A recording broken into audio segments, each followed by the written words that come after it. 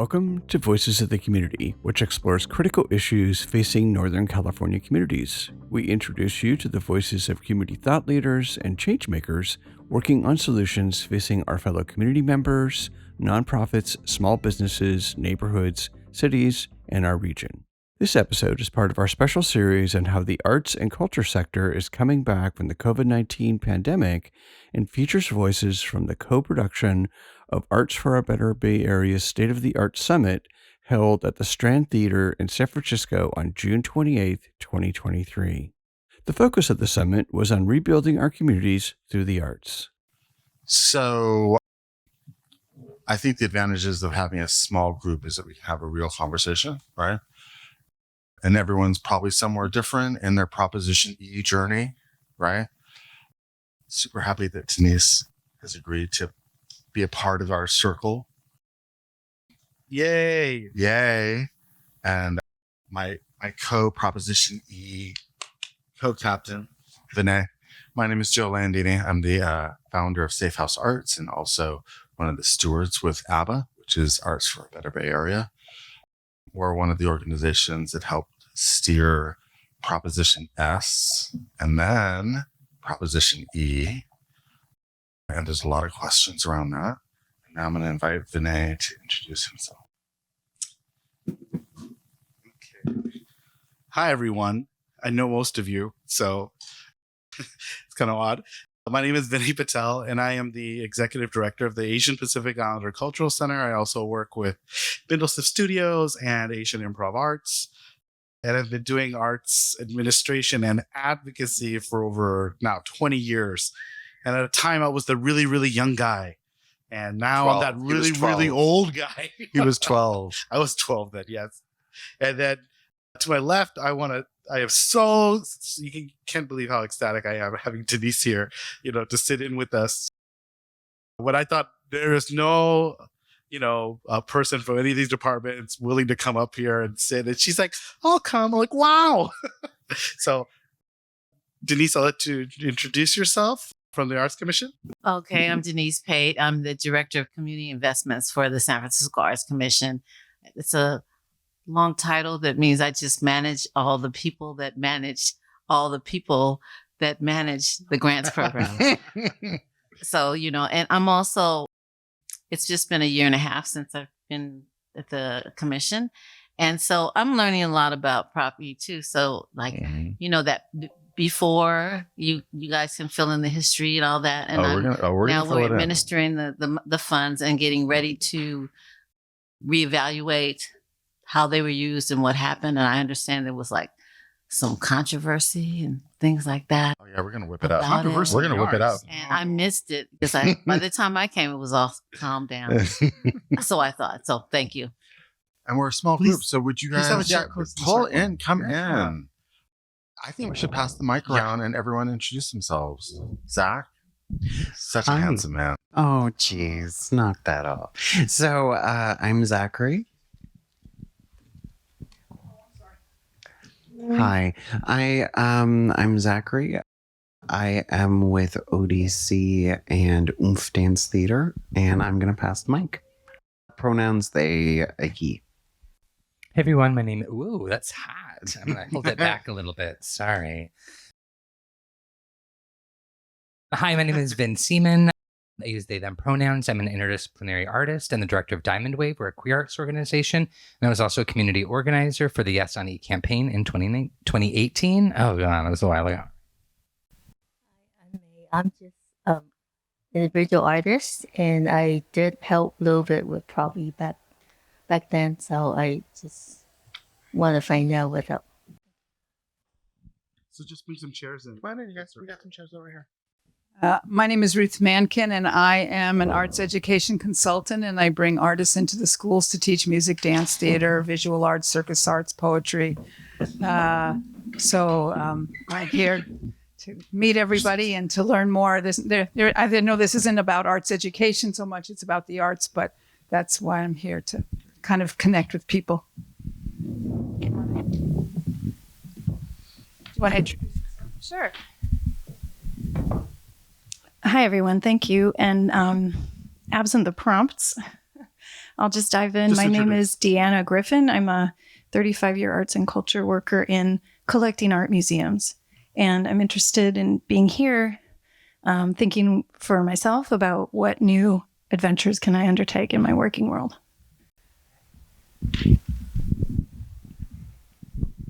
Good evening, everyone. I'm Jaime Cortez. I'm a program officer at the Hewlett Foundation and also a writer and visual artist. And I apologize in advance that I won't be able to stay to the end of this session, but will be glad for whatever information I can get. Thank you. Hi, I'm Brenda Tucker. My pronouns are she, her, and I work with SF Travel. I'm the arts person. So I'm sort of trying to make sure that there is a lot of hotel funds going to the right place. So it's official. SF Travel still has an arts person. Oh, yeah. Yeah. Yes. Almost 5 years. Hi, everybody. My name is Yi Zong, he, him. I'm a project manager with CAS, Community Arts Stabilization Trust. So I work with Josh, who just spoke. I actually have no idea what prop is, so I'm going to figure out. Oh, a virgin. Yes. Hi, everyone. I'm Lawrence Cole. I'm the music director of the Pacific Chamber Orchestra. And in addition to concerts, we have an extensive education program and also a program called Dream American for emerging young composers to write new works. Yeah, we're just introducing ourselves real quick. Just say hi. Okay. Yeah, hi. I'm Jason Bayani. I'm the co-director at Curtain Sheep Workshop. And thank you. Hi, everyone. My name is Nick Mataliati, and I am the program and membership manager for Artspan and SF Open Studios. Yay. Thanks. Hi, I'm Joyce Grimm, and I built the first Art in Storefronts project here for the San Francisco Arts Commission. I used to work at the Arts Commission Gallery, and I had a gallery myself called Triple Bass for years. Maybe some people know that. It seems like forever ago. But the last couple of years, I've been working with artists using technology, sponsored by Adobe. And I've been teaching technology folks what art is all about. Asking questions and really like honing in on what we see as significant in the world. So. Hello, I'm Amy Burke. What haven't I been doing? I'm teaching. I was at SFAI. RIP. I run City Studio, which was RIP, but we're bringing it back. It's bringing art to underserved teens and tweens. I'm at the Academy High School doing an industrial design program. I run a program called Artivate, bringing art into neighborhoods and communities, looking at working with neighborhoods and communities and making these conceptual art pieces. But I'll keep it at that. All right. When do you sleep? Yeah, I don't. All right. Aren't we all? Aren't we all? Okay, so Vinay and I have planned like a little tutorial on introduction to Proposition E. Yes. So we're going to do this as sort of a dialogue, right? Yeah, we're going to do it as a dialogue. I think one of the things that we want, hopefully, everyone takes away from the dialogue we're going to be having is that the opportunities that you see around you, whether or not they're small or you think they're large or whatever, in terms of public support for the arts, that in San Francisco has always been started by the idea is from the community. And from the community, I mean, people in this room, there are people in this room that made these it possible that there's money that from the government going to the arts. And so this is a little bit of a story dialogue because Joe and I were both involved in it. Kevin was heavily involved in it, trying to get more public support for the arts, and so part of this a little bit of a history, but also at the end of it, we want you to feel empowered. These are your dollars, these are promises made to you, and therefore you should feel empowered to speak up, about it. So in the end, hopefully, that's where we end up. Right. In the beginning, In the beginning, there was, guys, everyone knows what Grants for the Arts is for the most part. Yeah, everyone's pretty clear on that.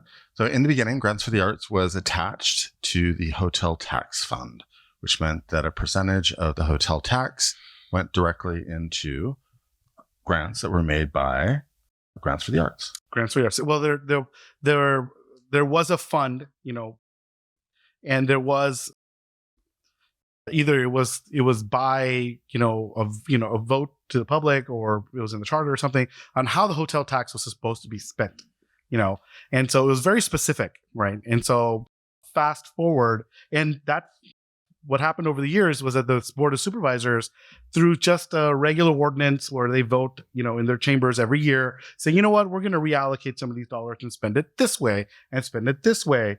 And so that hotel tax ended up starting to fund lots of different things, but, and including programs over at the Arts Commission. And that included, cultural centers, and they included cultural equity grants and things like that over at the Arts Commission too. But in 2004, there was a lawsuit, and that lawsuit, was about parking meter fees, of all things. But that had a wide impact, and the city started going, wait a second, and then what the judgment was that if you went to the voters and said you were going to spend tax dollars this way, you have to spend tax dollars only that way. And so because the city was actually, and I think we're past the statute of limitations, so we can talk about this. But because the city was actually over ordinance, just changing all those allocations, they started saying we can't. So they pulled all those dollars from the Arts Commission and Grants for the Arts out, and put them in general fund. And that's almost death sentence. If you're in general fund, that means like wherever the wind blows that year in terms of the budget, you're susceptible to it. Under the as you know, this year, right? And under one of the things under the hotel tax, there was a provision of, no matter what happens in the city budget, you cannot go 10% lower from the previous year, and you can't go 10% higher than the previous year of your allocation. So there was a floor and ceiling that always protected us in the arts. But when after 2004 or 6 or something like that, they pulled us out, we did not have those safeguards anymore. That meant that everybody was kind of every year had to go and fight to make sure that there's enough money in those two departments, So at that point, you had a bunch of stressed out artists. Okay, everyone's up to speed, right? Yeah. Okay, moving forward. We move on to the year 2018. Yes. We've gone through the banking recession of 2008. The dot-com burst. 2010? Yeah. So artists are really stressed out. Okay, so we get to 2017 and we start organizing Proposition S. 2016. Yeah. Proposition S, which Vin was one of the spearheaders. And we failed miserably. No, we didn't. My version is so much more interesting. Your versions are always darker than what they are. Vin, you want to talk? Okay, the real version. Is there another? Oh, there we go. Okay. Vin will tell you the truth. My, hello. Thank you. So in 2016, the Arts Alliance, with support from a huge coalition of other organizations, created a Prop S, which was in line with a coalition on homelessness. It was taking these issues of arts and homelessness, putting them together as two core issues for our city. And that legislation, I think, missed passing by like 3%, 4%, something like that. Needed 2/3 to pass. That's not damn miserably. There was other bigger failures on that election cycle in 2016. Yeah, that wasn't the biggest gut punch that night. But also, I think from that legislation as well, that legislation took a big portion of the hotel tax fund in a way that worried city administrators and other agencies that also drew upon that fund. So in 2017, Prop S 2.0 happened, which was the same coalition. And that it fizzled out. It didn't work. It didn't happen. 2018, we came back with Prop E, which was really a city-led effort from my understanding. It was folks met with city officials, said, hey, we want you to lead this proposition. We want this to be in line with what you think arts funding should be. We don't want to ask for more than our fair share. So it was a lot less than Prop S, but it was still a huge windfall for San Francisco arts, and specifically because it reconnected that hotel tax fund directly with arts funding. So nobody knew the pandemic would happen. So it's like short of like an earthquake, we would just continue to grow and grow and grow. Nobody knew this other thing would be coming. How's that for a little cat? That is great. And one of the things that was the catalyst for Arts Group to get together, and Arts Alliance, at the time was a collection of the largest budgeted arts organizations in San Francisco. So they had quite a bit of, the Arts Alliance, the entity that still exists and does lobbying and has a lobbyist within the state. So correct? they came to, and now that everyone's in the general fund, we're all kind of in the same boat. And that actually, people got together from both sides because, the smaller cultural organizations were kind of at odds with City Hall being in between, of the interests of the larger organizations and the smaller ones and the individual artists. But we saw an opportunity to work together to try to bring this back. And we worked really hard to come up with equitable plans. Like, it was not going to be business as usual if we were to come back and put the money back into this. So a lot of community members got together. We had a lot of discussions and meetings and dialogues and fights about, what it's going to look like, and it can't be the way that it was. If we're going to do it, we got to do something that we feel was going to have a more lasting impact, than, where we had been. So that was a very interesting time. We've never sat together. I've never sat in the, in the offices of the San Francisco Symphony and things like that. So, but again, that was community-led effort, and Prop S didn't have City Hall support, but we still got 63%. But when we came back for Prop E, City Hall came to us and said, look, if you work with us on the language, we will sponsor it and save you some effort. And because they knew that we were stronger, Prop E time around, we were stronger then. And so we had decided it was going to be a smaller chunk that we're going to take, but we were going to have City Hall support behind it. All right. So that leads us to so at this point, Proposition E has passed, and that spawned the birth of the Cultural Services Allocation Plan. Thank you. Or the what's the short term we call it?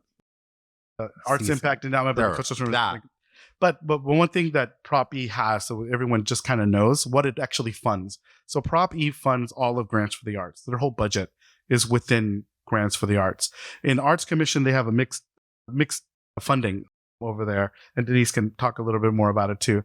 But from whatever, but what comes out of Prop E are, it funds cultural equity grants, it funds cultural centers, and it funds the Arts Impact Endowment or the Cultural Services Plan. I forget the full name of that one. CESP or Cultural Services Allocation Plan, or CSAP. CSAP. I talked about this stuff on the campaign trail for like months, so this is why it's all burned and etched. So that's into my why you said that I can't remember. Also, Vinay, for cultural districts that are funded through the Office of Economic and Workforce Development, I believe as well. No, Mayor's Office of Community Development. Thank you. Mayor's Office of Community Development supports a pool of funding for all of the different cultural districts throughout the city as well. Okay, so let's take a deep breath.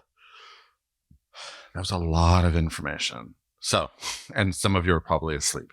So let's get the mic. Let's get the mic. Oh yeah, we have to talk into the mics because we're recording the whole thing. I'd like to know what percentage of the hotel tax, which is 14%, hotel tax is 14%, goes to Grants for the Arts. I'm sorry. Like, I just, that brass tack. That's a good question. Does anyone know?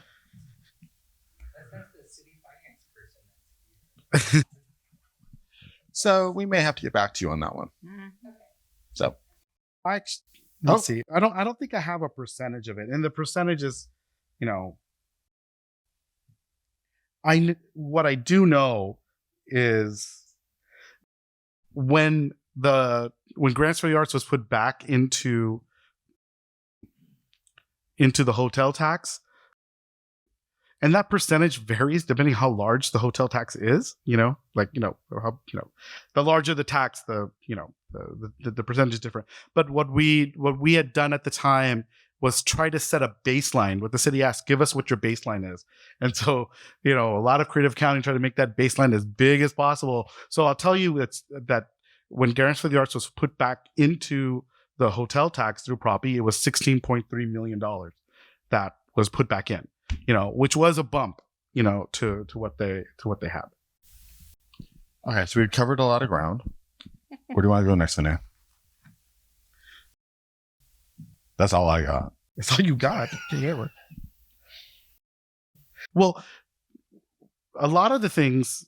Well, actually, someone had a question. Yeah. So, something I'm kind of hearing from you, Vin, is that there's a lack of transparency right now with the hotel tax fund and what's going, like, what is the percentage? What are these brass tacks things? And I'm just wondering, does anybody here, and it can be our wonderful panelists or anybody else know, or,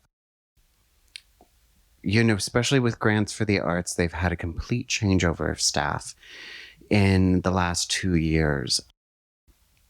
And what they used to have are these docket meetings where the community was allowed in to get to see decisions and get to see the advisory group make those decisions in real time around who is being funded and why.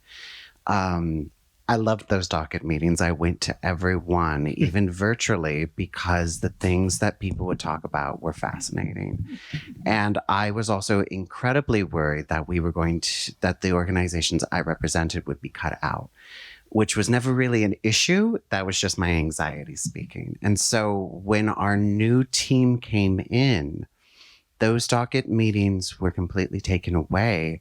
It was replaced with one last year, but all the decisions had been made, and it was essentially a congratulatory meeting saying, oh my gosh, we did all the work. Isn't that fabulous? And it was on Zoom, and it was presented in such a way where you couldn't even see the other. I used to be able to go to a meeting and see folks from La Peña or from Hope Moore or from anybody in the room. And afterwards we would step outside and we would have a conversation of like, how are you doing? Like, that conversation was intense, but we couldn't even see who was there. And so I'm raising this, not if anybody knows of any transparency, such as a final, like an annual report or a breakdown of grantees. Like, it's just, I'm sensing a lack of transparency, and that's troubling. And I just want to raise that. And if anybody has any information. Well, that's a really good segue. Well, yeah, just to be the professor here again about this stuff, just one more point, and then I think that we're going to go the rest of the time talking about, what's happened, what's going on, and Denise can talk about, the programs of the Arts Commission as well. But one of the things that what happened right after we hit the pandemic immediately, right? Like, we're all celebrating and everything's gonna be great. The tourism was on a sky high. We were gonna see a 10% bump every year, but that was gonna be fantastic. We were on cloud nine, right?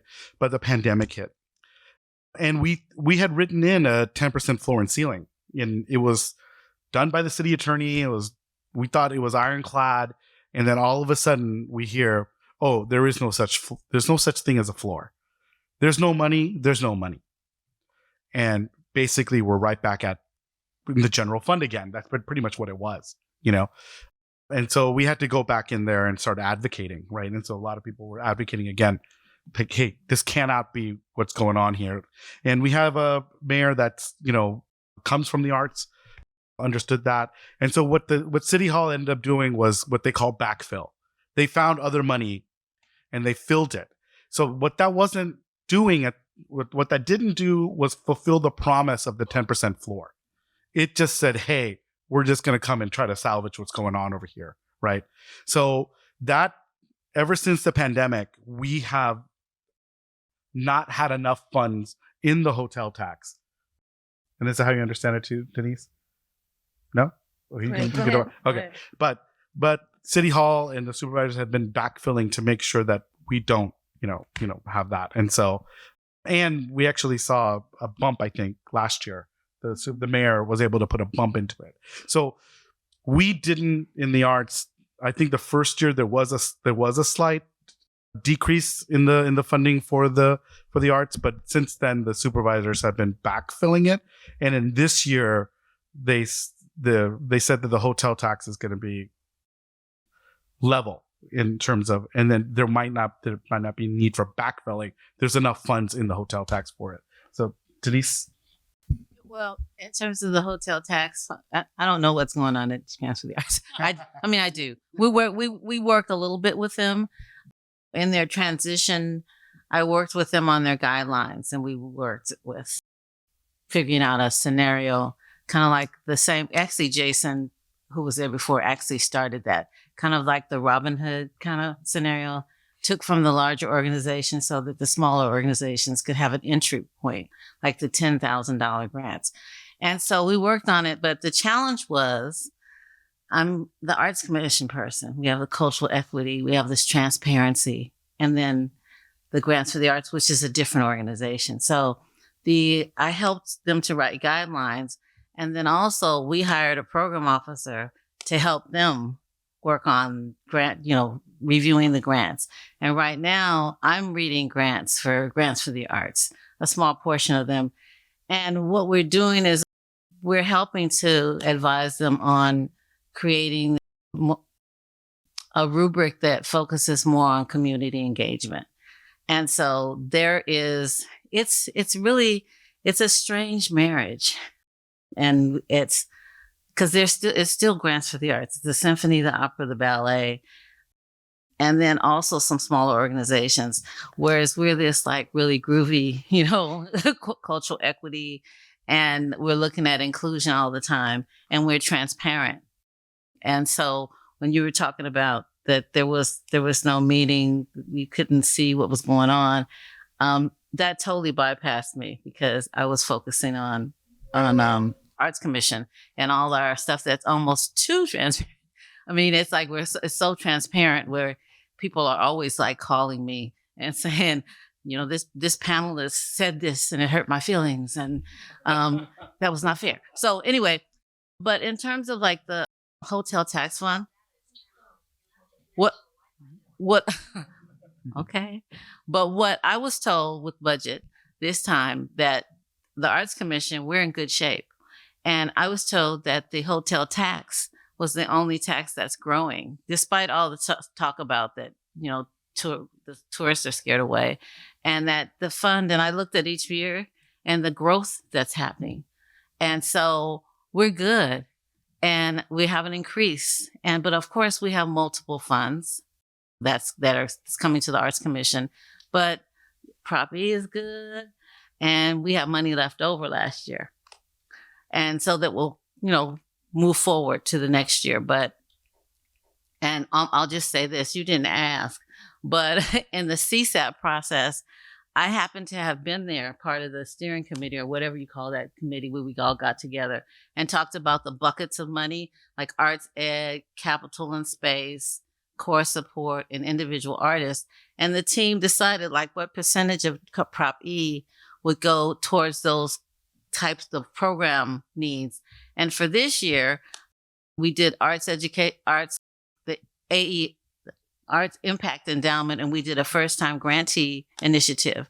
Now, I knew about the other ones the years before and the controversy around that, but this time we just focused on first-time grantees, which we had a time because it's like, what is a first-time grantee?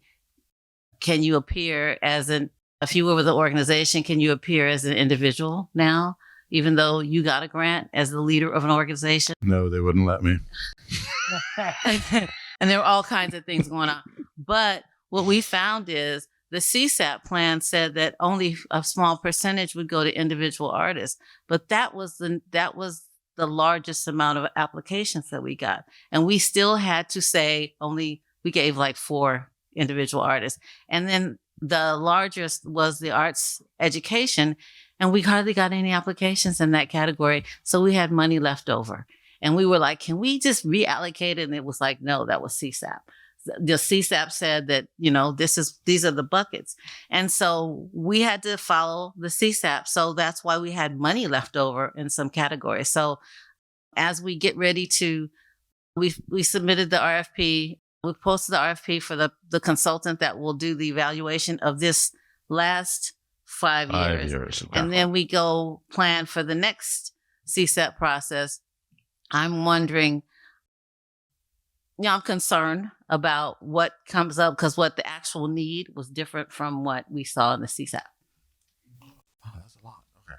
So we're at 5 years, right? So it's built in that there has to be an evaluation at 5 years. The Arts Commission is hiring an outside consultant to do the evaluation. They're going to get paid a range of 60 to 90, something like that. 90. So you should apply for it. Not to exceed 90. Oh, wait, it was 50 at first and nobody applied. And so we had to post it again.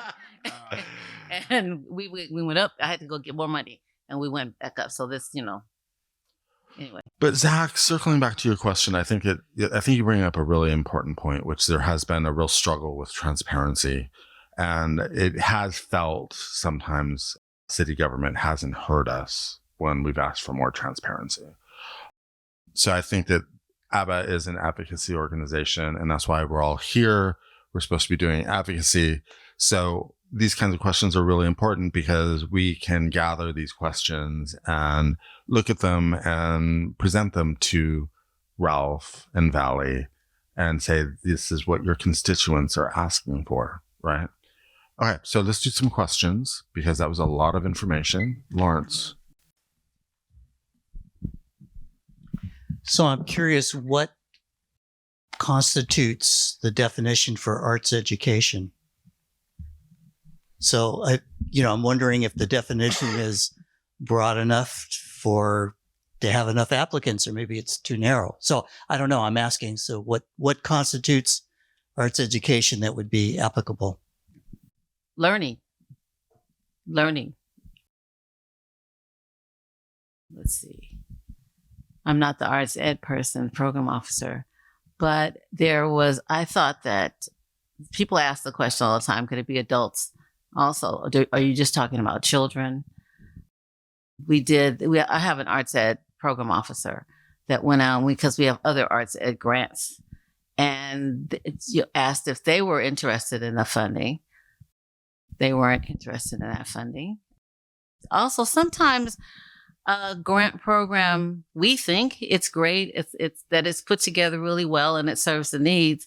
And then we don't get enough applications in. And you asked a very good question, because there has been a time when something came out and we said, we thought it was good. And they said, that's too much work for that size grant. It doesn't make sense. We don't do that anymore. And so we had to reevaluate. And so, which is what we will do this next time. The reason I ask this is because some organizations, some funders, make a distinction between arts exposure, like doing assemblies for elementary schools, and hands-on education. And I think that's maybe where I don't know if that's we covered told in people there. to self-identify. They decided that this was arts and that fit in this category. We decided not to pick and choose like that. So people self-identified, this is an arts education program. I mean, it couldn't be like something totally outside of that, but we had a lot of leeway in that. Okay. I don't want to get too far off on a tangent, but a quick question. I know, does ODC or Dance Mission apply for that funding?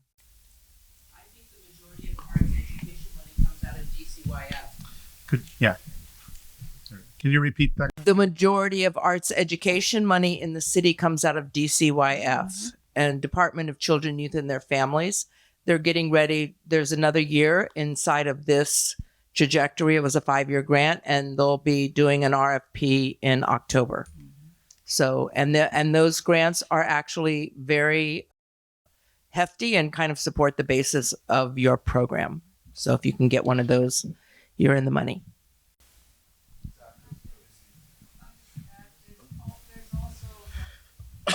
Prop 28 money that got voted in. And so now all the public schools are getting money for the arts. And so that's coming up in August, September, and so 80% of it's going to artists into the schools, or into the not artists but schools, and then 20% is going for materials and all that stuff. So people are very excited and kind of waiting with bated breath. Joe, just so I understand your question, are you asking if ODC goes out for SFAC funding? For children's programming, for education. We haven't gone out for education. We've been kind of, we've been challenged in the last few years of going out for funding with SFAC. What's your budget size? So are you, because... Well, we actually have two organizations. We have a parent and a subsidiary. Okay. The subsidiary, which is ODC Theater, which has its own 501c3 status. We share certain resources between both organizations, but they are independent. Are they more than 1.5 million? Well, the theater is not. Okay. But when we've gone out and looked at your RFPs, we've noticed that there are certain cases of either by district, by neighborhood, by, I believe the ones that we were eligible for last year were for the Mission District, but it was for us to put on a particular festival, or it was written in such a way where it was like, a organization within the mission can apply for these funds to put on a festival of this kind of art and discipline for this kind of community. And when I read that, I said, okay, well, this is definitely a grant for the Mission Cultural Center. This is not a grant for ODC, who has been a mission resident for over 40 years. Because while we have we serve all kinds of folks. We have a school that has 27 disciplines, and our theater definitely goes into that budget size and has its own festival. But the language of the RFP per district, and it wasn't all districts, but it was in these areas, the ones that we could even go for it felt like this was written in such a way that it is really not open to us. And so SFAC funding felt like it was beyond us in that moment. So you were reading the code, if you know what I mean? It was a supervisor add back. Yeah. And that's what it was. It was for somebody. Yeah. It was from that. I mean, those are grants that happen in the city where a supervisor will write certain language and it's written for that organization to get. Yeah, and only once in a while does somebody else get it. And it's literally happening literally right now at City Hall right now. They're all going up. That process. We just have a couple more minutes now. What are we talking about? Well, we're going to circle it back to this. So we only have, we got the 5 minute symbol. Oh, we did. 2 minutes ago. But go ahead. I know. So this probably be our last. Well, I guess to bring it back, the concept was to talk about Proposition E and its having passed. And as a person who was not in the region when that happened, I'd love to hear from anyone in the room who'd like to brag about the upside of this proposition and what it is good at or for. If anyone has anything good to say about it. I promise I wasn't in the area. I don't have any skin in this. I would say my organization benefited as Safe House for the Arts in the Tenderloin. They were super generous to us.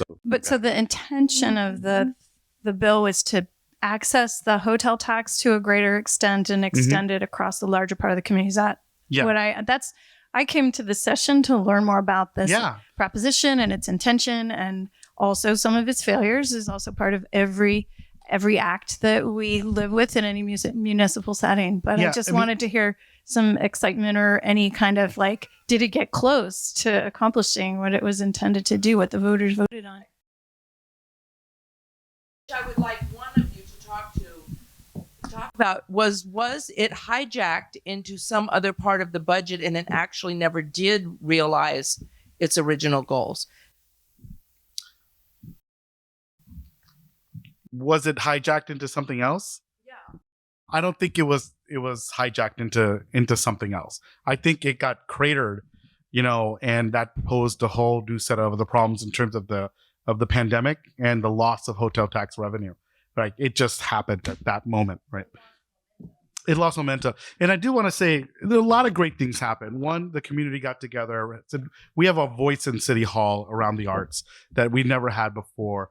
Secondly, it broadened what support for the arts meant. Cultural districts got funded. Arts education came into the fold. Cultural service organizations came into the fold to be able to, get funding. And so I think that those are a lot of great things too. Yeah, I think just the funding that did come in was really great. I think the action and the continuity of all of these, the coalition from Prop S to Prop E went from 40 organizations to 140 organizations. That was something that was huge. However, right after that passed, the Arts Alliance that led these meetings, that were laying out the path for people, stopped hosting these meetings right as the pandemic hit. And so all of that coordination, all of that togetherness, I feel like that singular voice that we had built together kind of dissipated and people went back to corners a little bit. And the other thing that I want to speak to as well is the Cultural Services Allocation Plan. When the Arts Impact Endowment was first imagined, the idea was that we would create grant programs that would be in place and have a chance to prove their worth for 5 years.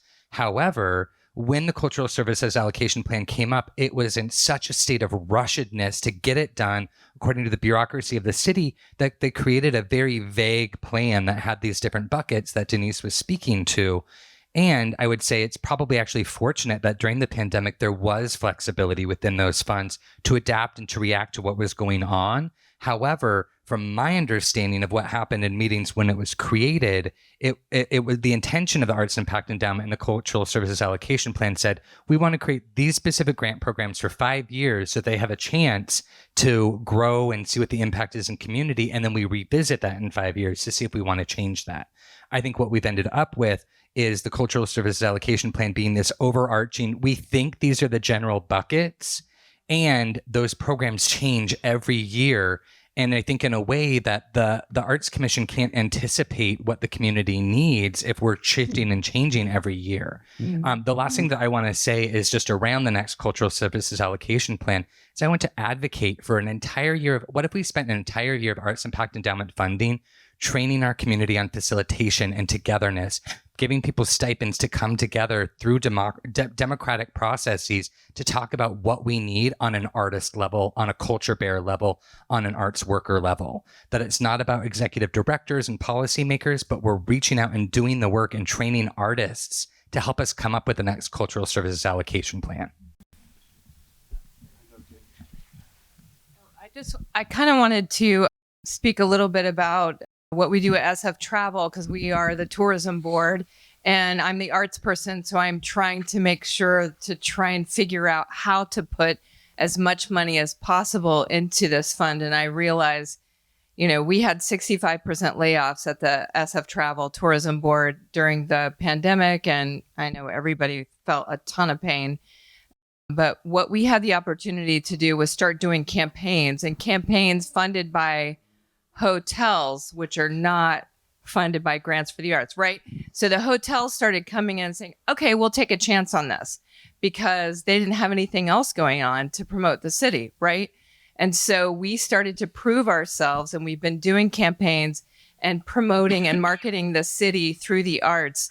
And my job is to also partly connect visitors with arts organizations and artists. And that's what I try to do. And please, if you want to reach out to me, my email is brendat@sftravel.com. And I'm always trying, and I love ODC so much, by the way, and many of the organizations that have spoken today. So we're trying to make sure that that rises. And just to let you know, it is going up. We have APEC coming in the fall, November, which is a huge opportunity. But it is going up and up and up. 24, we're a little bit worried about because we've lost some conventions. So that's a concern. But 25, 26, 27, and I realize a whole year is brutal. But, we're really looking at some great opportunities in the future. And my colleagues are working really hard. So I am the person that promotes the arts through the tourism board, and I'd love to try and help any way I can. Hey, thank you.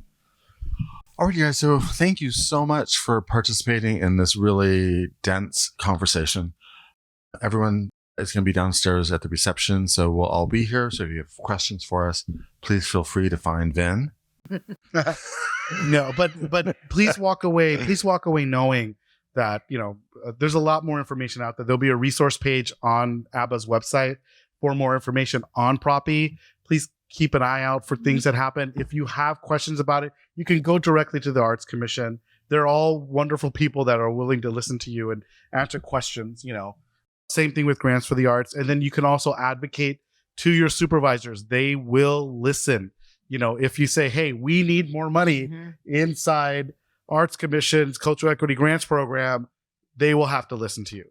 Also, the CSAP process will be starting later this year. Probably, no, not later this year. Things take longer in the city. Like next year. And, we want to encourage people to be there. And, we'll reach out to you because we need to hear from you. And we're going to spend some time on this. Also, the strategic planning process is going to happen. They've already selected the consulting firm that will be working on the Arts Commission strategic plan. So, Ralph is like going gangbusters. He has big plans, but you have to tell us what it is those plans should be. Yeah. Thank you. And please join ABBA's mailing list. We don't send too many out, but you'll get information over there too. So thank you. See you all downstairs. And thank you, Denise. Thank you. Thank you, Joe. Sure. You're watching Voices of the Community, which explores critical issues facing Northern California communities. Voices of the Community is supported by a grant for the Zellerbach Family Foundation, whose arts and culture grants ensure vibrant work is created, new voices are celebrated, and artists and audiences inclusive of the Bay Area's diverse communities and cultures have opportunities to thrive. To find out more, go to zff.org. And by a grant from the Peaceful World Foundation, dedicated to fostering a culture of global peace through the promotion of hosted conversations and education. You can learn more at peacefulworldfoundation.org.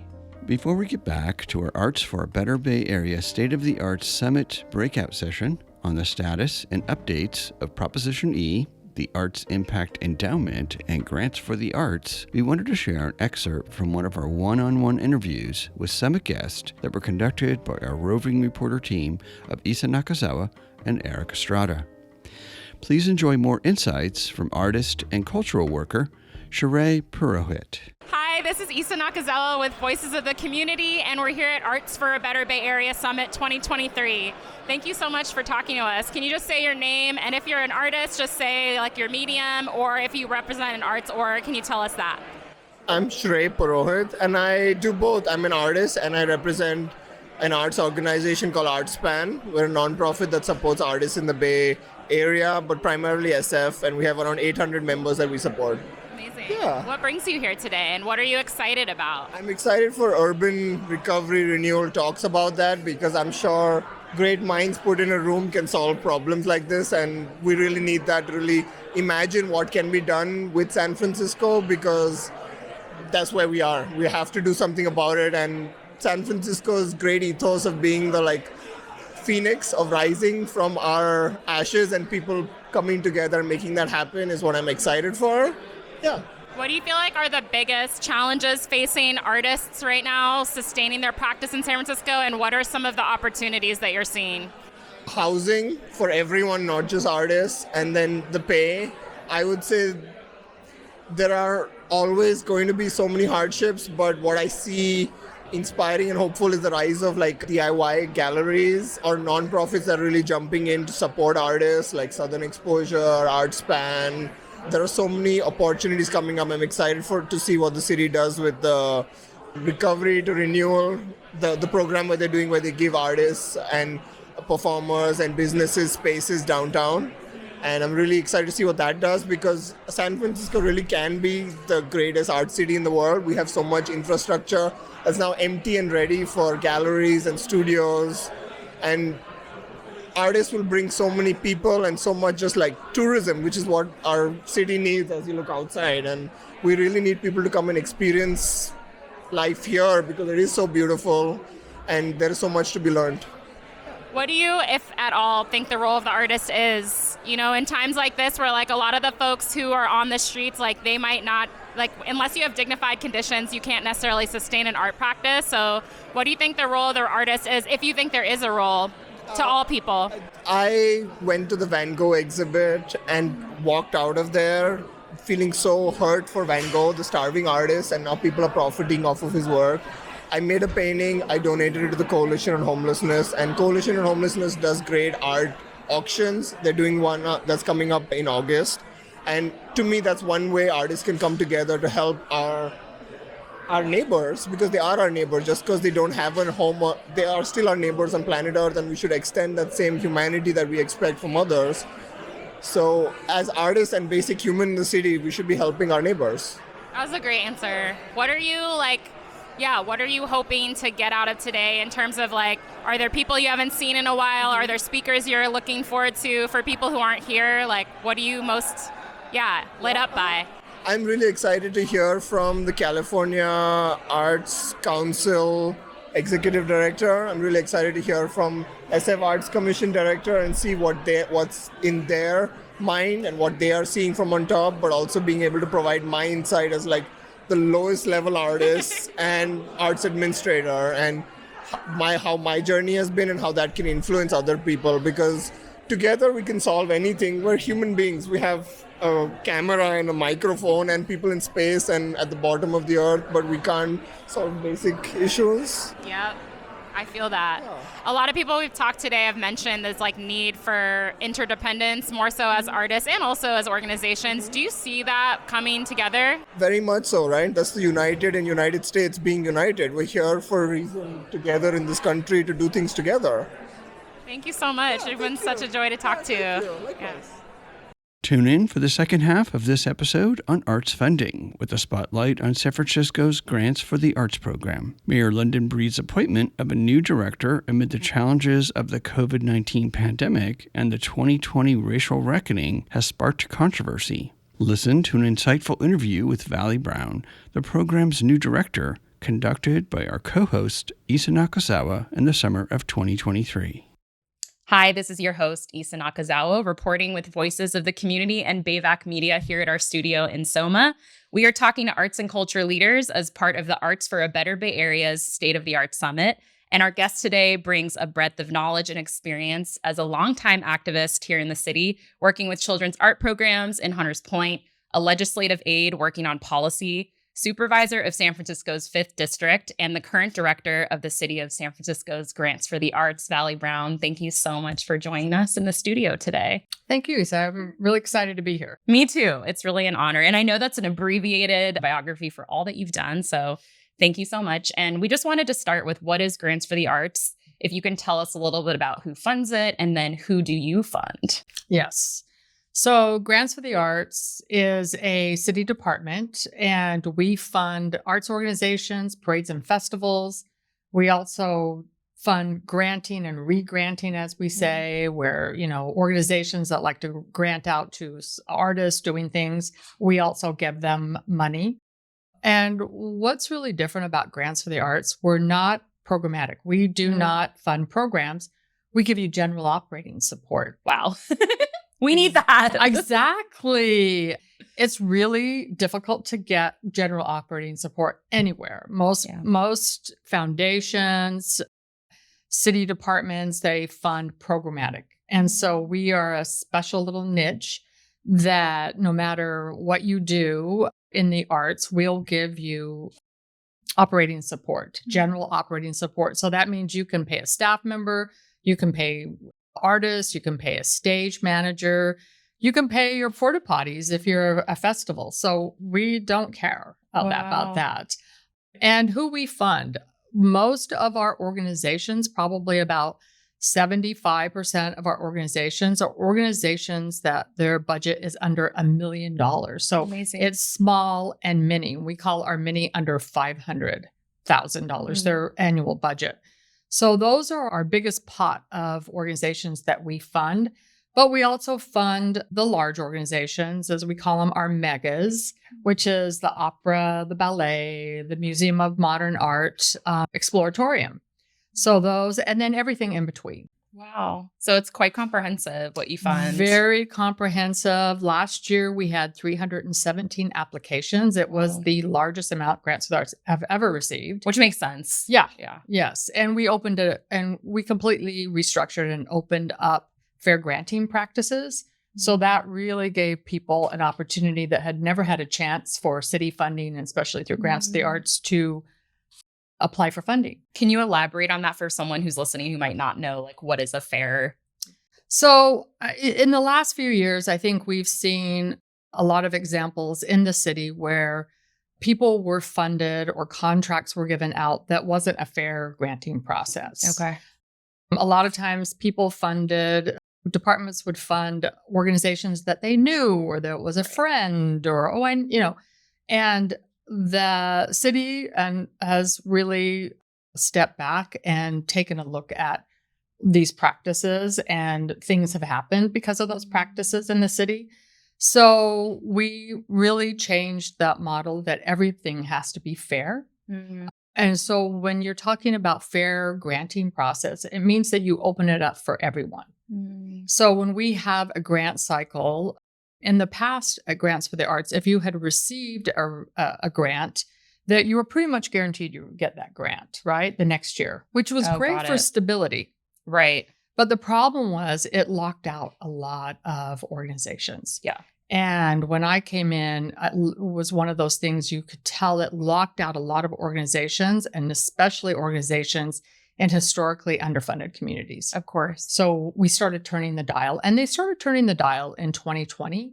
And we've just been turning that dial to really address that. Yeah, I'm curious if like both the pandemic and the racial reckoning was like exacerbating some of those pre-existing kind of inequities in the process, which I think apply across so many sectors that you and I both know as like educators. That happens in schools too, with tenured positions, where it's a complex matter of wanting to provide security and stability, but also wanting to make sure that there isn't kind of any gatekeeping happening for new emerging folks. So I'm curious if those factors exacerbated anything or kind of opened up some of those things for us to look into and dig deep and, like you said, refine and fix. I think 2020 and a lot of the things that happened in 2020 opened people's eyes up more. And I think with some of the social justice things that were happening, and we were all sitting in our living rooms because it was the pandemic. Yeah. And we all started thinking, well, how do we do things, and why are we doing those that way, right? Is it the right thing to do? And it started a conversation. And I think that really started a conversation. I know before I became director of Grants for the Arts, in 2020, Grants for the Arts and was led by Matthew Gode, the former director. He started having listening sessions with the grantees and opened it up to even organizations that had never received a grant from Grants for the Arts, arts organizations. And what they found was that a lot of organizations, especially in historically underfunded communities, felt like they were shut out. That if they did get a grant, it was very small. It never was increased, but they had a hard time getting one. Right. And there is only a certain amount of funding. And so I understand that. But after that, in the next granting cycle, when I came in, but the application had already come back from all of the grantees applicants when I came in.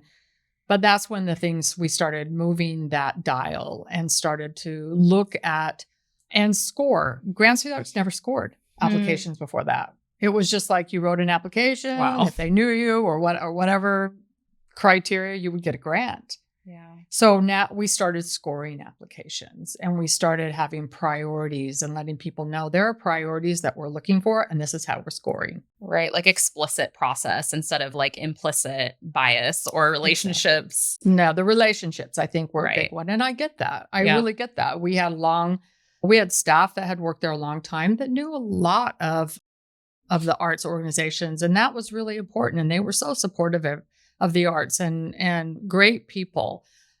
But, we had to come in and restructure the department. And that meant fair granting process for everyone. Yeah.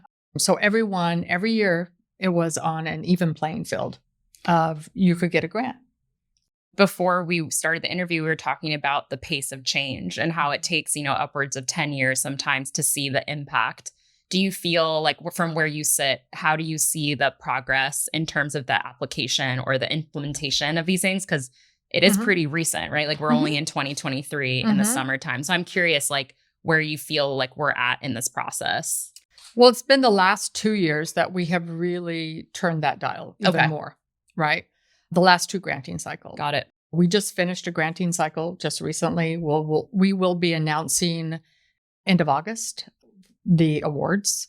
So we have really turned that dial. And any kind of bureaucracy, as we were talking before, is so slow and it's very difficult. And I've had a lot of experience with that. Been in the trenches, tried to change things in a city bureaucracy, government bureaucracy. But with this, I feel that, and we had our elected officials also felt it was really important to turn that dial. Turn the dial on equity, turn the dial on community impact, turn the dial on economic impact, and really say, okay, what are we looking for when we fund organizations? How do they play into our economic impact? Because right now that's huge, our economic impact in the city. And this granting cycle was 50% of your score was your economic impact. But how then is that also measured? I'm ignorant, so I don't know like how that's qualified or even quantified. Yeah. How many San Francisco artists are you hiring? How many staff do you have that live in San Francisco? That's a big one because we know that a lot of our artists have left San Francisco because it's so expensive. And break the fourth wall. Yes. So we're like, okay, we know that we have a lot of artists from all over that work in the city, that work, are part of our great arts organizations. But we also know that we kind of have to stop the bleeding of San Francisco artists leaving. So how do we do that? We have to make sure they have money to pay for living in San Francisco. That was one of our steps. And then how many events do you have in San Francisco? That was a huge one.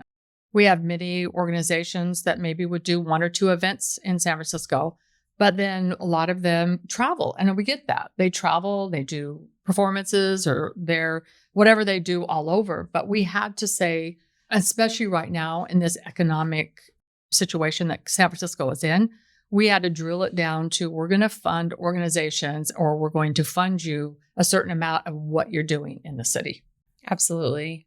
And just zooming out for a second, we started with, your biography where you came here as an artist and then you've just had this braided this really dynamic career and personal trajectory. And so I'm curious how you went from artist to, I know it's never a linear line when you're living it, but when you move backwards, you can connect the dots. But how do you kind of find yourself in this particular role after all of the myriad of roles that you've held? What drew you to being in Grants for the Arts in the specific role that you're in now?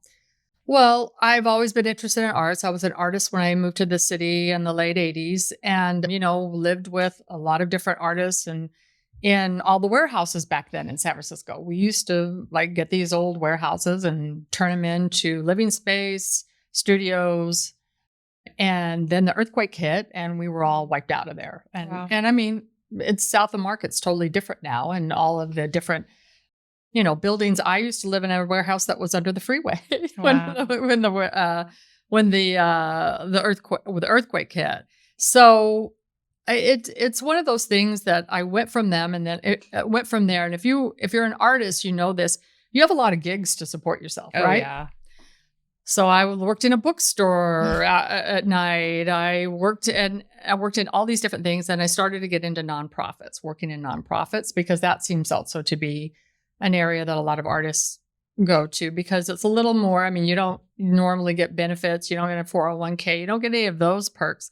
But a lot of times you get the empathy and the flexibility to do your work. Right. So I started doing that. And then that's why I said I started a arts program at the Hunters Point Boys and Girls Club in Hunters Point.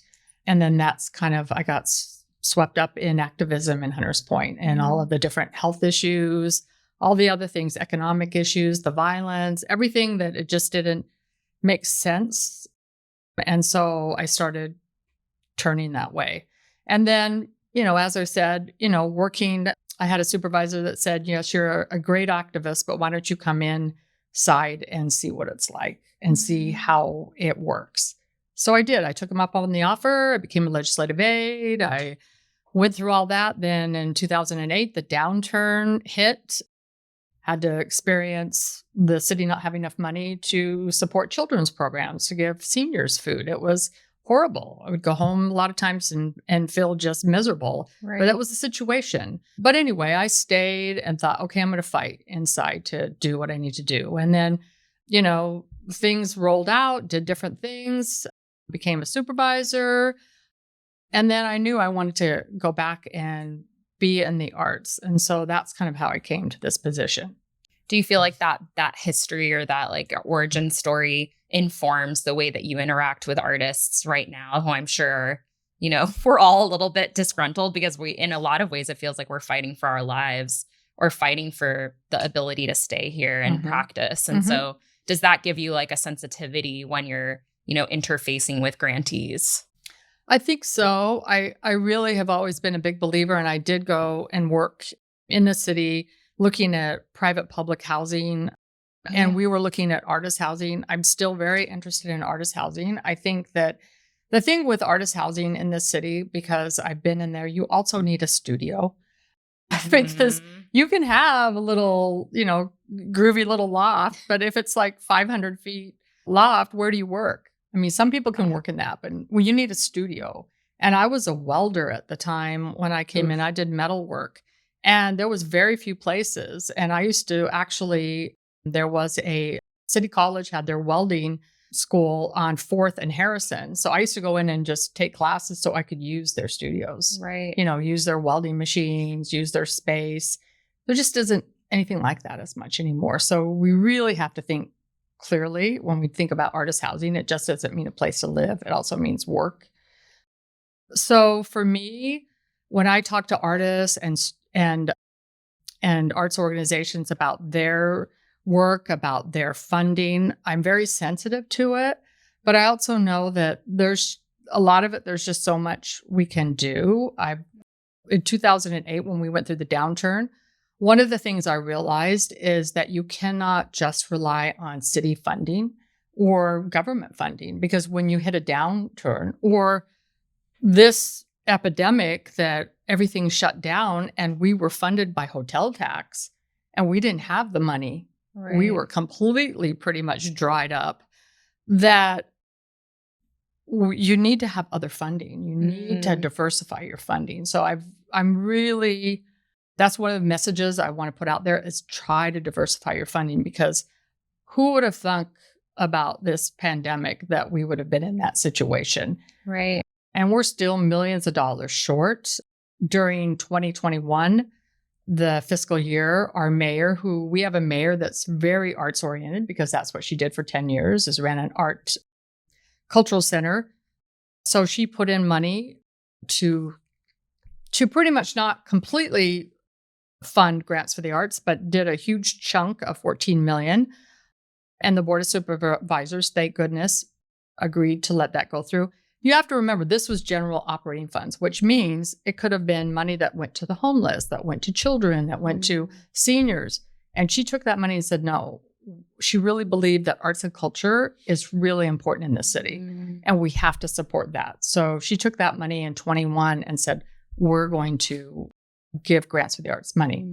But it wasn't as much money as we normally had. So it was hard. It was a difficult 2 years. It's something I've been sitting with a lot, because we missed you at the State of the Arts Summit, but I was interviewing a lot of arts and culture leaders of the city. And even myself, I come from like more of a political organizing background. And then I went into the arts because I felt like it's like the bread and roses framework of wanting dignified conditions for all, but understanding that art is also this really key piece to our soul, and that they're more braided and like symbiotic than separate.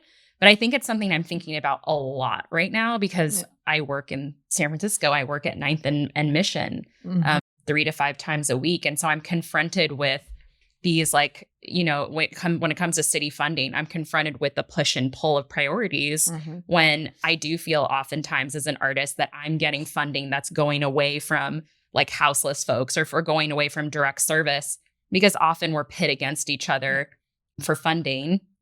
And there's no like necessarily like point to blame there, but I think it becomes complicated as an artist where you feel complicit as part of almost like a revitalization effort that doesn't actually sustain the folks on the street who are growing day to day in numbers and could easily be us. We're a paycheck. Oh, I can speak for myself. I don't come from money. So it's like I'm a paycheck away from that reality. And so, yeah, I think about the ways in which the conversations at the summit were reassuring in a way that we're now having to confront the intersection between arts and economic recovery or economics. And it's not an intersection. They're like this, but can you speak to that a little bit? Like, how does that even sit within you, even not speaking for Grants for the Arts? Like, how do you find the politics there? Well, and I agree. It's very, when you're thinking of arts and, programs and what they do, a lot of times you don't think of the economic part of it, especially unless you're like selling tickets and you got to like, let's get the full house here. But with Prop E, which was the hotel tax that passed with, over 70% vote in the city, that the arts were always they would have that money from the hotel tax. We wouldn't have to compete and we wouldn't have to say we're taking money away from, homeless services or children's services or elderly services.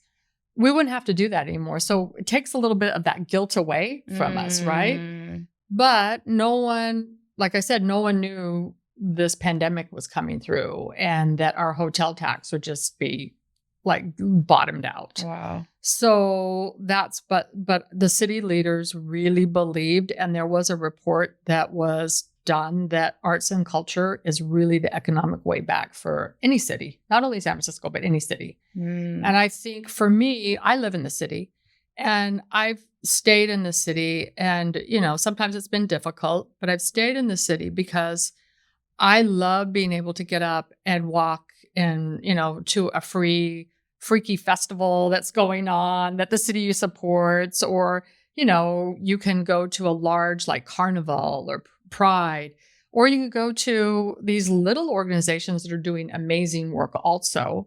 Right. And if you have world-class museums and opera and ballet, and you can't really get that unless you're in a city, right? Right. And we have people come to the city for that. And not only artists that travel and to work in the city, because this is the place to work.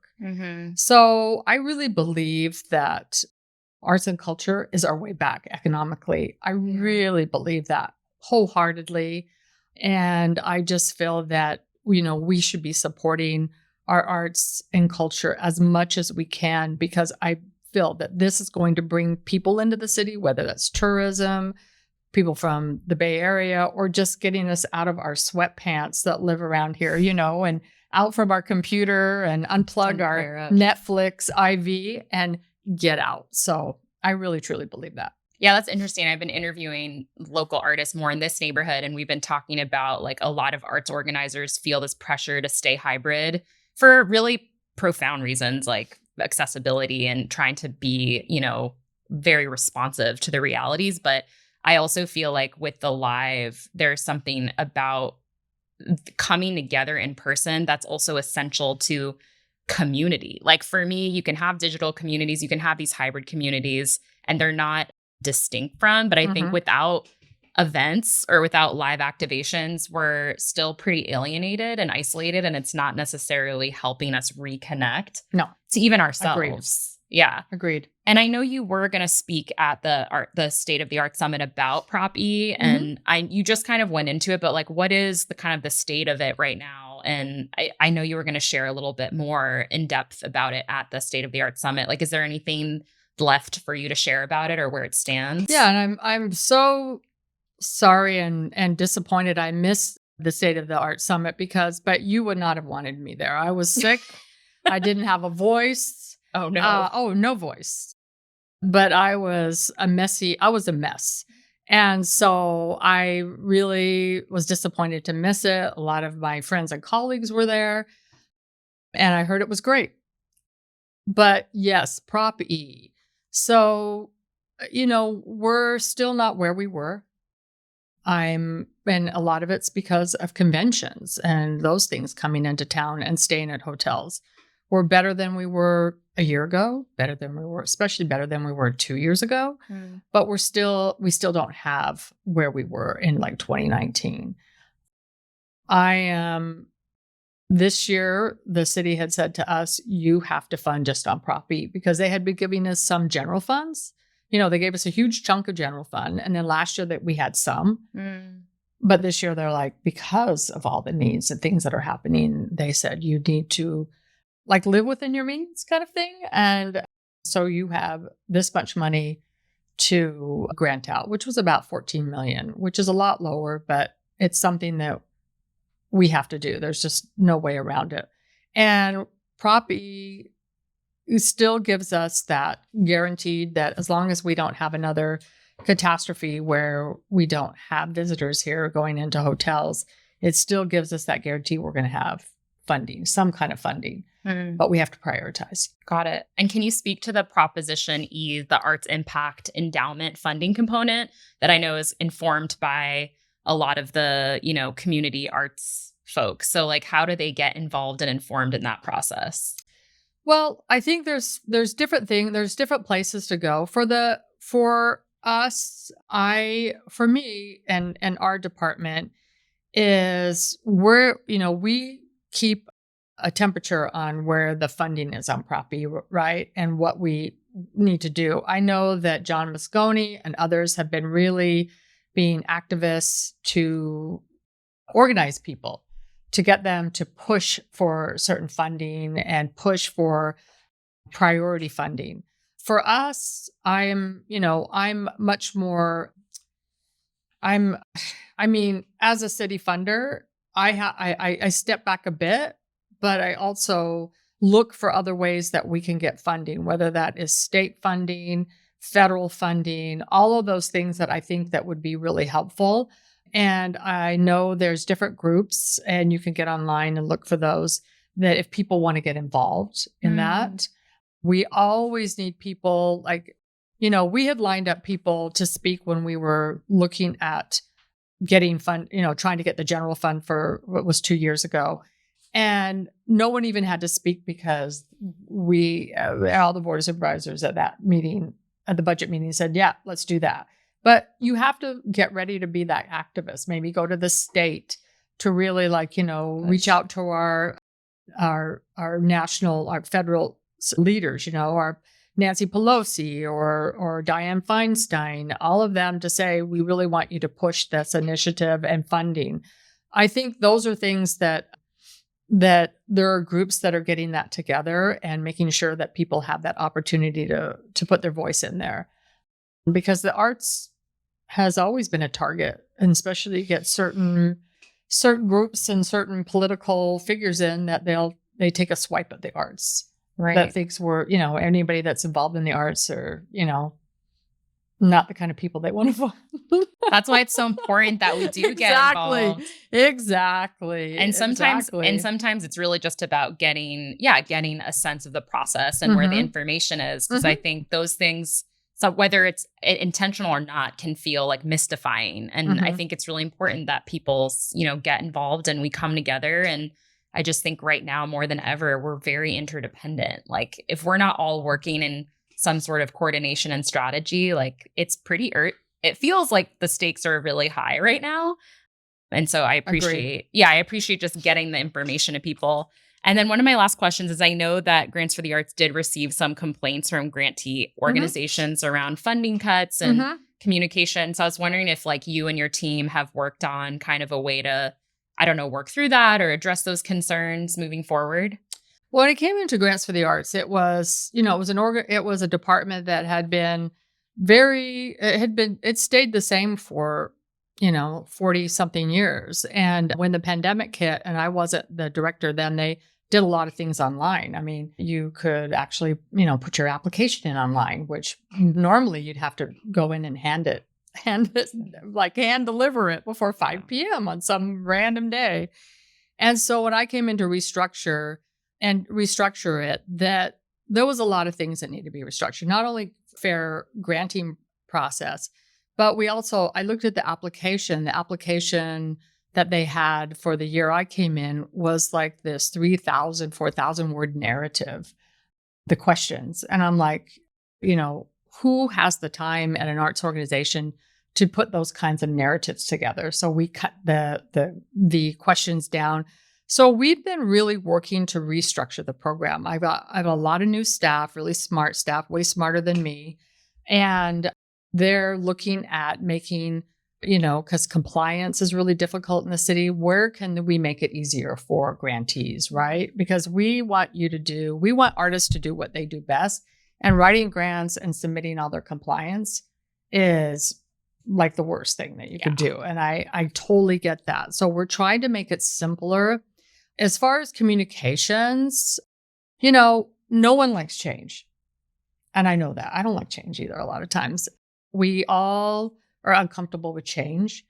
And one of the things I always felt with the city, and I say this all the time to my staff, is that I think outreach and communications in the city is one of the hardest things that we can do. And it's also one of the worst areas that we're really horrible with it. I mean, it's just because we have for us, we have such a large group of applicants and funding people we fund.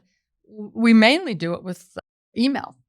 And a lot of people don't read all their emails that you send, right? So I really I think that's a fair analogy or critique. And I feel like there's room for us to get better. And I really believe that. One of the things that we did this year with this application, we held application workshops, we held office hours, last year we did workshops of anyone that was funded low. They got funding, but they got funded low. Last year said I would meet with every single person if they were defunded and have a conversation, whether that's, and so did my staff. So we really try to communicate what's happening, but it's hard when things change radically. It's very tough. Yeah. And especially with the equity piece, we've had a huge issue with that. And I get it. Yeah, I think as a producer of programming too, I understand the ways in which the process and the things that involve, like you just said, I mean, like the forms and just all of the things that we view as almost not equity issues are, because then if the artist can't even fully submit a proposal, then it's like all of the steps of being available and then creating opportunities for them to understand the application process. So I think we're all kind of in this learning process of all of the different steps that are encompassing an equity, because that word is definitely a buzzword right now, but I think it helps when we break it down into what does that include and how can we really come to a shared definition? Because oftentimes I think we use words now as we throw them around without defining them. And I think that's often why we could get into these issues of that's not equity to me. So thanks for answering that, because I think it's important people hear, Yeah. And I mean, I really believe that, 2020, 2021, a lot of people, like I said, become very aware of the inequities out there. And we've had a lot of organizations that had equity statements, racial equity statements and things like that. But then we started turning the dial saying, okay, you have your racial equity statement, you have your, now what? Yeah. Now what? What are you doing? Are you reaching out to those communities? Are you trying to embrace? Are you bringing in artists that you normally wouldn't? Are you looking at audiences that normally wouldn't have come to those are the things that we're looking for and we're looking at. And I know that's really difficult, but it's also a way for us to all work together. I don't think we have all the answers. I don't think everything that we do is perfect.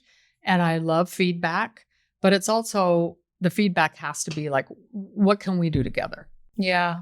And I'm happy to hear that, because I think we all have a duty to really go way beyond the gesture, the performance of virtue signaling. And I think, I was very overwhelmed by that. And I understood that there may have been some sincerity there, but it did feel a little bit like covering up, something. And I think now we really need to go in and dig into the mission and the programs and kind of fine tune comb and ask deeper questions of ourselves and our work, not from a place of shame, but from a place of, I think, of duty. Like, if this is what we're saying that we are doing, then how? And it doesn't need to be perfect, but I think it needs to be measured, or it needs to be considered and very clear. And then my last question for you is, what does the future of grants of the arts for the arts look like for you from where you sit? Well, I would like to make it more like a stability. I'm looking at maybe having we're talking about having a 2-year grant. So and because I get that when you get a grant 1 year, it's really hard to plan for your next year if you may lose some money, right? So you're like, whoa. So looking at having a 2-year granting, so anyone that was accepted would be guaranteed, as long as you're in compliance, with all the city hoops of fire that you have to jump through that I have no control over, that you would receive that grant next year the same. And if our budget increased, you'd get more money. If our budget decreased, you'd get a percentage lower.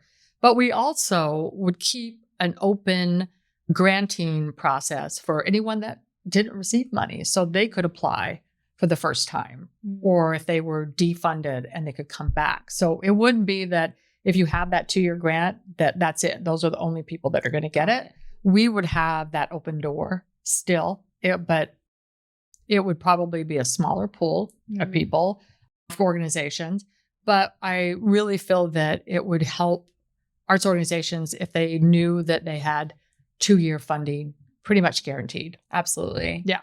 Yeah, we've been talking about like what are the what timelines are appropriate. And so I think that sounds like a good vision. And do you feel like, I don't love the word hope, but are you feeling hopeful about the state of San Francisco in terms of like the arts being part of the pathway of how to come back to a new place? I'm a fighter. I've always have been like that fighter and an underdog kind of person that tries to fight to make things right, or what I think is right. And I think San Francisco, I love the city. It's a gorgeous city. It has, believe me, we have a lot of faults. I know that, like any city, anyone. But I really feel that this city is a survivor. And most people you talk to, and especially when you're going to all these different arts programs and performances and the things that we do, we're really special. And I really feel that we're going to get through this, and we're going to get through this stronger. I mean, we always change. San Francisco's always been a boom and bust from the beginning. Yeah. And personally, I kind of feel that this gives us a chance to really change the narrative and the dynamics of San Francisco that could be really interesting and hopefully better for artists. Absolutely. That's why I caught myself, and it's never about going back. It's about like transformation and different stages of that transformation, which I do think is the history of San Francisco. It is. It is. And I think that anyone that loves San Francisco understands that. I mean, I have, most of the people that I know that are artists that, are able to live here. They were the people who said, I'm leaving San Francisco, I'm never coming back. You know what I mean? Yeah. Like I could work from anywhere. No, they're really dedicated to San Francisco and the arts community. And they're still there, and they still want to be that, that lifeline that helps us come back. Absolutely. I think it's important to offer those counter narratives right now because there's such a dominant national story about San Francisco that I think it's critical that our voices are out there contributing and shaping that narrative. Absolutely. And, we have APEC coming to the city in November, and it's going to have leaders from all over, Asia. President Biden's going to be here. It's going to be a big deal. I mean, it's going to be, they say that we won't have that kind of concentration of visitors since the World Fair. And so I personally feel that we should have arts going on the streets everywhere. Just people come out and really show who San Francisco is, because we're going to have the media. So we're really looking at let's everyone just come out and, put on your best, comb your hair like I always have to do.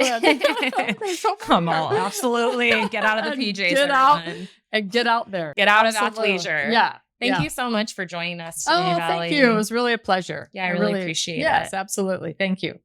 Thank you so much for tuning in with our conversation with Vallie Brown. And please check out the ABBA Summit series on Channel 29 very soon, as well as the ABBA and Voices of the Community YouTube channels. And you can even listen and check it out on KSFP. That is 102.5 FM in San Francisco. Thank you so much. That's it for this episode of Voices of the Community. You've been watching Joe Landini, the founder and director of Giving at Safe House Arts, Vinay Patel, the executive director of the Asian Pacific Islander Cultural Center, Denise Pate, the director of community investments for the San Francisco Arts Commission, Vallie Brown, the director of the City of San Francisco's Grants for the Arts, and Shrey Purohit, an artist and cultural worker at ArtsBand, along with our wonderful co-hosts, Isa Nakazawa, the Director of Community Engagement of BAVC Media. Today's episode was made possible through our co-production partnership with Arts for a Better Bay Area for their State of the Arts Summit, along with our amazing technical crew.